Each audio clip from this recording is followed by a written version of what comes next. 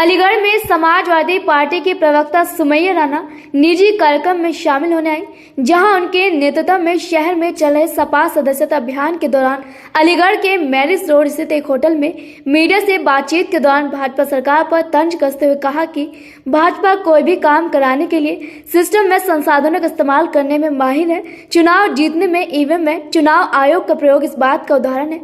भाजपा अगर विजन पर काम जो महंगाई बेरोजगारी हटाने के लिए होता तो यकीनी तौर पर मुस्लिम समाज भाजपा में जुड़ने का प्रयास करता। भाजपा आए दिन मंदिर मस्जिद हिजाब नकाब की बात करती है, इसलिए मुस्लिम समाज भाजपा से जुड़ना नहीं चाहता है। वहीं कांग्रेस पार्टी पर प्रहार करते हुए कहा कि कांग्रेस पार्टी की भारत जोड़ो यात्रा सकारात्मक पहल है। अब आने वाला समय बताएगा कि कांग्रेस पार्टी की यह पहल कितनी कारगर होगी। मैम, आपको लगता है कि इस समय जो सरकार बीजेपी काम नहीं कर पा रही है अपने थ्रू, सरकार के थ्रू वो कोर्ट से काम करवा रही है? एग्जाम्पल उसका ये है कि ज्ञानवापी का मामला कोर्ट के थ्रू सरकार ने लिया है। देखिए, पहली चीज़ तो ये कि जो मामला न्यायालय में विचाराधीन है उस पर बहुत जल्दबाजी होगी बोलना कुछ भी। लेकिन हाँ, ये ज़रूर है कि जिस तरह भारतीय जनता पार्टी का हिस्ट्री देखी जाए या उनका काम करने का जो तरीका रहा है वो हमेशा से ये रहा है कि उनको अपना काम करवाने से मतलब है, वो चाहे उसके लिए किसी का भी उपयोग कर लें। आपने देखा कि इलेक्शन जीतने के लिए, सरकार बनाने के लिए उन्होंने किस तरीके से ईवीएम का दुरुपयोग किया, इलेक्शन कमीशन को इस्तेमाल किया। तो ये संसाधनों को इस्तेमाल करने में माहिर हैं, इसमें कोई दो राय नहीं। आप सही कह रहे हैं। कांग्रेस की आजकल जो भारत जोड़ो यात्रा चल रही है उससे देश में कितना फर्क पड़ेगा या वोट बैंक पर क्या असर पड़ेगा? अब देखिए, ये तो वक्त बताएगा कि क्या है, लेकिन ये एक सकारात्मक पहल है मेरे ख्याल से कि जिस तरीके से जनता पीड़ित है देश और प्रदेश दोनों जगह, इस तरीके की एक पहल होना लाजमी थी। अब ये कितनी सकारात्मक इस रूप लेती है या कितना कारगर होती है, ये तो आने वाला वक्त ही बता पाए। देश में जिस तरह के मुसलमानों के हालात चल रहे हैं, 2024 का इलेक्शन करीब है, उससे आपको लगता है कि मुसलमान बीजेपी की तरफ जाएगा? अब देखिए, ये भी कहना कोई बहुत आसान काम नहीं, लेकिन मुझे नहीं लगता है, क्योंकि बीजेपी अगर एक विज़न पे काम करती, वो विज़न देश हित में होता, वो बेरोज़गारी हटाने के लिए होता, वो नौकरियों को दिलाने के लिए होता, महंगाई घटाने के लिए होता, तो यकीनी तौर पर ऐसा नहीं है कि मुसलमान बीजेपी से नहीं जुड़ता।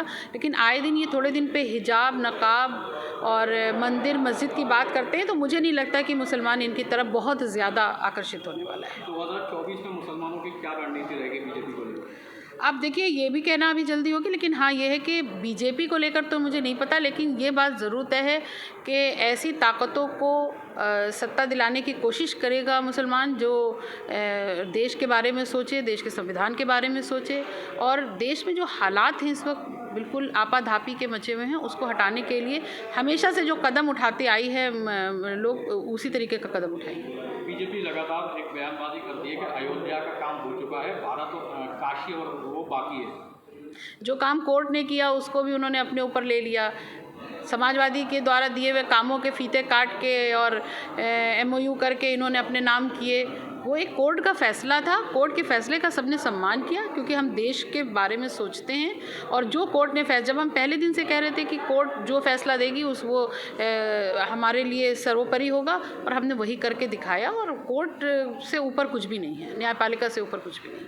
बीजेपी के मुसलमानों की मजबूरी बनती जा रही है, आगे चुनाव में रोक होगा मुसलमानों का 2024 में? मुझे बिल्कुल नहीं लगता है। मेरा अपना नज़रिया पूछे तो ऐसा बिल्कुल भी नहीं है। मुसलमानों का नज़रिया जो अगर देखा जाए, मजबूरी कोई नहीं, हाँ प्राथमिकता ज़रूर रही है कि देश किस तरह चलना चाहिए, लोगों को किस तरीके से उनका हक मिलना चाहिए, इस पर बात होती है। टीवी चैनलों पर ज़्यादातर एक हेडलाइन आपने देखी होगी, मदरसों का सर्वे हो रहा है आजकल, और 12 बिंदुओं पर बीजेपी सरकार प्रदेश की बिंदुओं पर सर्वे करवा रही है। उसमें एक बड़ा बिंदु ये भी है कि मदरसों का पैसे का स्रोत क्या है, इसको किस तरह से लेती है, होना चाहिए मदरसों का?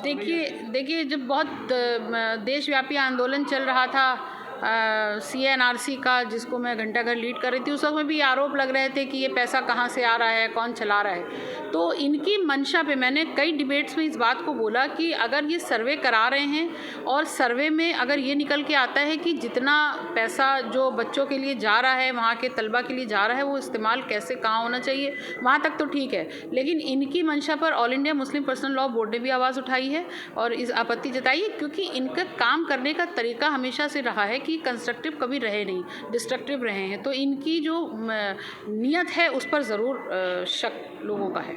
बुलडोजर बुलडोजर की कार्रवाई पे क्या कहना चाहिए? नहीं, बिल्कुल देखिए, मैं ये कहना चाहती हूँ, देश का संविधान, देश का कानून, अगर मेरे घर में मैं किसी की हत्या कर दूँ तो क्या मेरा पूरा घर जेल में जाएगा?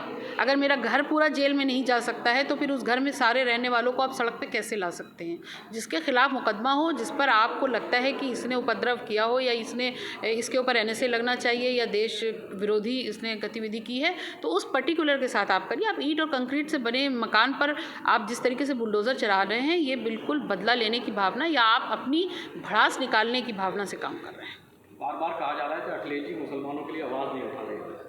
नहीं, ये तो क्लियर हो गया। ये एक अफवाह थी जो कुछ दिन चली, लेकिन उसके बाद राष्ट्रीय अध्यक्ष अखिलेश यादव ने जिस तरीके से आगे आकर के, चाहे मोहम्मद आज़म खान साहब हों या और भी तमाम ऐसे मुद्दे हों जिस पर बात की है, तो वो अब वो अफवाह थी, वो उड़ गई, वो उसका कोई अस्तित्व नहीं है।